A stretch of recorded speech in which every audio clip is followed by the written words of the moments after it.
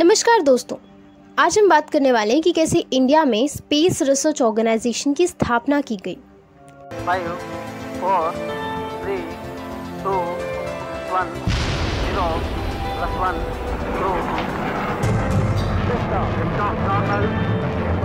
ये कहानी शुरू होती है साल 1950 में, जहां पर अमेरिका और सोवियत यूनियन के बीच चल रही होती है कोल्ड वॉर, जहां पर दोनों ही कंट्रीज को पावरफुल कंट्रीज माना जाता है। लेकिन इनके बीच एक हैवी रिवाइवल के कारण यहाँ शुरू हो जाता है कोल्ड वॉर। अब दोनों ही कंट्रीज अपनी न्यूक्लियर पावर बढ़ाने की कोशिश में लग जाते हैं, इसलिए दोनों ही कंट्रीज एक इंटरकॉन्टिनेंटल बैलिस्टिकल मिसाइल डेवलप करने में लग जाते हैं। एक ऐसी मिसाइल जिसे इस्तेमाल किया जा सके न्यूक्लियर हथियारों को डिलीवर करने के लिए एक कॉन्टिनेंट से दूसरे कॉन्टिनेंट तक, बेसिकली इसे स्पेस में ट्रैवल करवा सकें। और वहां पर उनके बीच एक स्टार्ट हो जाता है स्पेस रेस। करीब 2 साल बाद अक्टूबर 1957 में सोवियत यूनियन इसमें आगे निकल जाता है। उन्होंने इतिहास रच दिया स्पुतनिक को लॉन्च करके, दुनिया की पहली आर्टिफिशियल सैटेलाइट। अमेरिका ने भी जैन 1958 में उनकी अपनी पहली आर्टिफिशियल सैटेलाइट लॉन्च की, एक्सप्लोरर 1, जहां दोनों ही कंट्रीज की कंपटीशन की वजह से हमें स्पेस में काफी डेवलपमेंट देखने मिला। इसी बीच इंडिया में बैठे एक साइंटिस्ट विक्रम साराभाई बड़ी इंस्पायर फिर होने लगे स्पेस टेक्नोलॉजी की प्रोग्रेस देखकर। इसी बात को लेकर के उन्होंने जवाहरलाल नेहरू को भी कन्विंस कर दिया कि इंडिया के पास भी अपना एक खुद का स्पेस प्रोग्राम होना चाहिए। और यहाँ से शुरुआत होती है इंडियन स्पेस प्रोग्राम की, जिसे Indian national committee for space research का नाम दिया गया, जिसे तुम्बा त्रिभुवनंतपुरम में एस्टैब्लिश किया गया। प्राइम मिनिस्टर जवाहरलाल नेहरू ने इसे सेटअप किया under the department of atomic energy, और डॉक्टर विक्रम साराभाई को इसका चेयरमैन बनाया जाता है। और यही रीजन है कि उन्हें हम आज के दिन जानते हैं as father of Indian space programme. For one of India's most daring missions. Its first interplanetary journey to Mars. Stations at Sriharikota, Port 15 अगस्त 1969 में इंडियन स्पेस रिसर्च ऑर्गेनाइजेशन यानी कि इसरो का नाम दे दिया जाता है। शुरू में इसरो के पास लिमिटेड रिसोर्स होने के कारण जहां पर रॉकेट के पार्ट्स को साइकिल्स और बुलक कार्ट्स पे ट्रांसपोर्ट करवाया जाता है। अब जहां से इंडियन स्पेस टेक्नोलॉजी की डेवलपमेंट की शुरुआत होती है। लेकिन इसी बीच डॉक्टर विक्रम साराभाई की सडनली कार्डियक अरेस्ट से डेथ हो जाती है। अब सतीश धवन को चेयरमैन बनाया जाता है। स्पेस सेंटर श्रीहरिकोटा, आंध्र प्रदेश से सोवियत यूनियन की हेल्प से इंडिया लॉन्च करता है अपना पहला आर्टिफिशियल सैटेलाइट नेम्ड आर्यभट्टा साल 1975 में। 5 साल बाद एपीजे अब्दुल कलाम को प्रोजेक्ट डायरेक्टर बनाया जाता है और 1980 में इंडिया लॉन्च करता है अपना पहला सक्सेसफुल व्हीकल, जिन्हें नाम दिया जाता है रोहिणी 75। रोहिणी 75 को ऑर्बिट में लाया जाता है SLV-3 की मदद से, और ये व्हीकल अर्थ के लोअर ऑर्बिट में रिवॉल्व करता है। अगर हम ऑर्बिट्स की बात करें तो हमारे पास 4 अलग अलग टाइप के ऑर्बिट्स होते हैं। पहला लियो यानी लो अर्थ ऑर्बिट, दूसरा मियो यानी कि मीडियम अर्थ ऑर्बिट, तीसरा हियो यानी कि हाई अर्थ ऑर्बिट, और चौथा होता है हमारा जियो यानी कि GEO, तो सिंक्रोनस ऑर्बिट कहते हैं।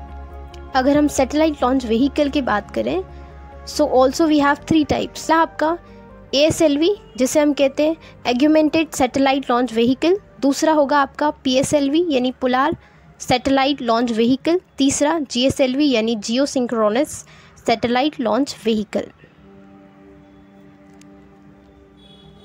साल 1983 में इंडिया लॉन्च करता है अपना INSAT सैटेलाइट, जो कि कम्युनिकेशन टेलीविज़न इंफॉर्मेशन के लिए होता है, और ये एक रिवोल्यूशन लेके आता है इंडिया में। और यही अगर हम बात करें अप्रैल 1984 की, जहाँ पर फिर से इंडिया एक रिकॉर्ड ब्रेक करता है और राकेश शर्मा बन जाते इंडिया के पहले सिटीजन जो कि स्पेस में ट्रैवल करते हैं with the help of Soviet union, करीब 8 दिन की जर्नी में।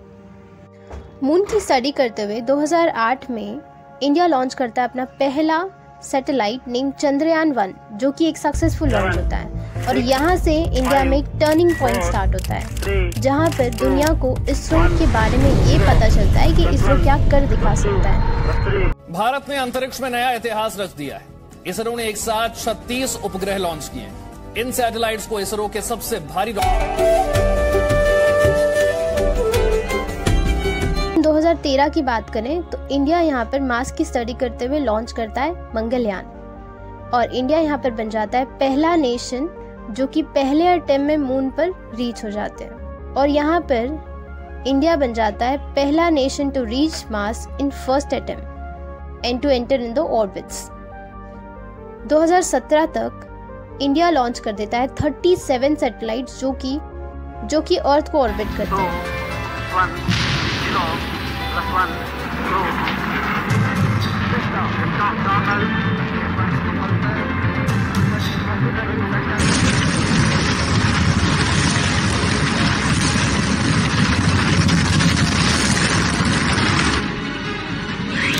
2019 में इंडिया लॉन्च करता है चंद्रयान 2 जो कि फेल हो जाता है because of certain technical issues.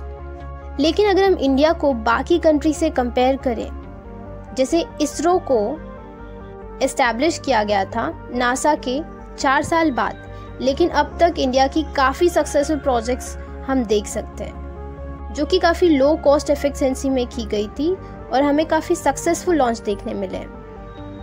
और इंडिया राइट नाउ वर्क कर रहा है on space technology development, vehicle construction, ground station, aerospace पर। इंडिया की अचीवमेंट्स देखने के बाद आपको ये तो पता लग गया होगा कि इंडिया इस मिशन में फेल हुआ या पास हुआ, लेकिन इंडिया को किसी देश से कम्पीट करने के लिए बनाया नहीं गया था। इसरो का मकसद था कि स्पेस टेक्नोलॉजी को डेवलप करना और देश के ओवरऑल प्रोग्रेस के लिए। Moon is in the sky, a 23-inch metal sphere placed in orbit by a Russian rocket. ISRO ने इसी चीज पे फोकस किया जिससे देश को फायदा हो, जैसे कि एक ऐसा सैटेलाइट बिछाया गया जैसे टेलीविजन के ब्रॉडकास्टिंग, वेदर फोरकास्टिंग हो सके। हालांकि बाद के मिशंस इंडिया के एक्सप्लोरेशन के लिए जैसे कि चंद्रयान और Mangalyaan. The way to beat the Soviets is to put a man on the moon.